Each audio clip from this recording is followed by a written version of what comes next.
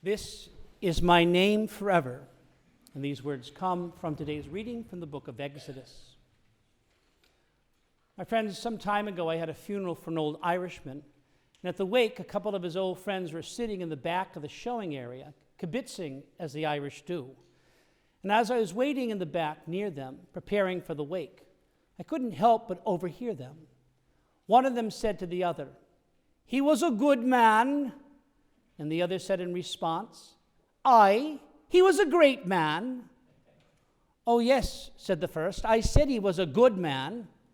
"But I said he was a great man," the other insisted.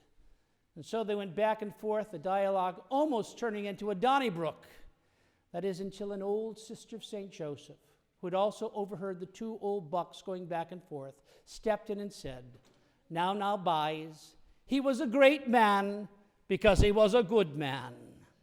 "Aye, that he was," the two of them agreed, "a great man because he was a good man."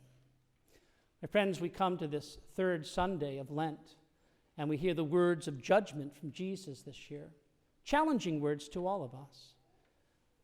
Last week, we celebrated the transfiguration of Christ, invited to reflect on that.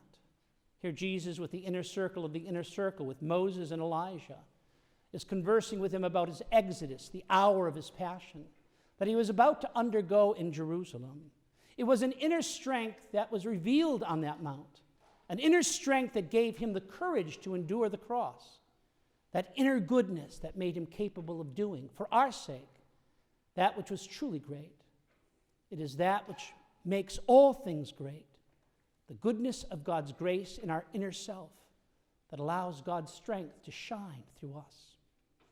In the 6th century, in the area of County Sligo in northwest Ireland, the terrible Battle of Cool Drenay, known among the Irish as the Battle of the Book, took place.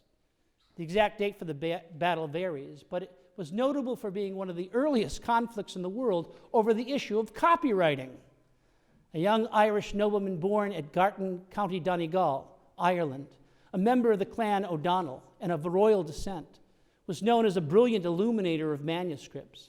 His name was Columba. According to tradition, around 560 AD, he quarreled with St. Finian of Movilla Abbey over a copy of a manuscript Columba had created of the Psalter of St. Jerome, which he intended to keep for his own personal use. St. Finian disputed his right to keep it, and the argument became a legal matter and went before the local king. King Darmat Mac Serbail gave the judgment, "To every cow belongs her calf, therefore to every book belongs its copy." Well, Columba disagreed with the king's ruling, and in anger instigated a successful rebellion of the O'Neill clan against the king, and the battle claimed over 3,000 casualties, resulting in a guilt-ridden Columba. In discernment with his confessor, Columba sent upon himself a penance, that he would leave Ireland and would preach the gospel in order to convert as many to Christianity as had been killed at Cool Drenay. He vowed never again to look upon his native land, and he and 12 companions sailed from the east upon the Irish Sea, stopping at the first land in which they could no longer see the shore of Ireland. And they finally settled on a small island off the coast of Scotland, 3 miles long and 1.5 miles wide, the Isle of Iona. There in 563 AD, he founded the most famous monastery in the history of Celtic Christianity, the Abbey of Iona. Columba devoted himself for the rest of his life to the training of monks, making peace between warring groups in Scotland, and copying sacred manuscripts. Legend tells us that Columba himself hand-printed 300 copies of the gospel, and it is believed that it was in this monastery of Iona that the Book of Kells was illuminated. Iona became known in that part of the world as a center for learning, a center of evangelization for Scotland and Northern Europe, and a center of light and goodness that burned brightly for nearly 2 centuries, till it was destroyed during the era of the Viking invasions in the 8th century. Columba was an instrument of God that helped convert far more than the number that fell at the Battle of Cool Drenay. Columba became a great man and a great saint, because he was, in spite of his youthful failings and weaknesses, he allowed God's grace to transfigure and shine through him. Circumstances often compel us to rise to the occasion and allow the strength of God to become our strength, to shine through us. These last few years have been difficult for all of us. Businesses and organizations have faded and closed in the face of the pandemic. And there are some people who will never again stand on a street corner and wave as a parade passes by. Hope and joy in their hearts has been replaced by fear. However, that is not true of Holyoke St. Patrick's Day Parade Committee and its associate parade committees throughout the valley. We are the ones who bring in the Irish springtime.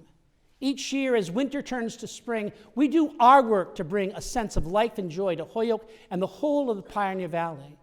During this difficult season, while the world was shut down, one committee member after another stood up and, supported by so many in the local community, they worked their magic, ensuring the parade would be ready to move. Our Grand Marshal, Jay Driscoll, has been stretching his legs for the past 3 years, ready to lead this walk. And a small army of past Grand Marshals are ready to go down the streets of Holyoke if walkers be needed. Maura Catherine McDermott and her court look even lovelier, if you can imagine, than when they were chosen 3 years ago. And our parade president, Mark Joyce, in spite of health issues within his own family, has so miraculously held this committee together, balancing out the demands of the state and town with the committee's need to be prepared to march. I cannot tell you how proud I am to be a member of this committee.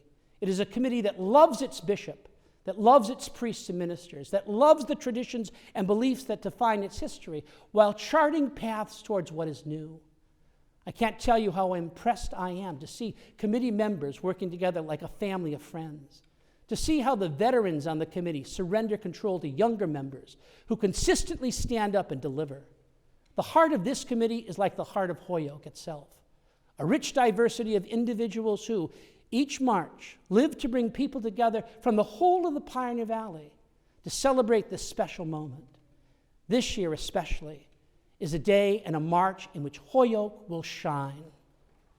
He was a great man because he was a good man.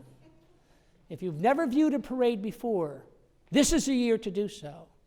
This is the year to recognize how the goodness of God's grace can shine through us, how Christ can and does act as a light that illumines and guides us, and how Christ is with us and goes before us, most especially this parade weekend. And think of how God's grace, touching our goodness, can help us accomplish great things, even if that greatness is only embodied in the simplicity of a walk. For the Lord goes before us. That is his name forever.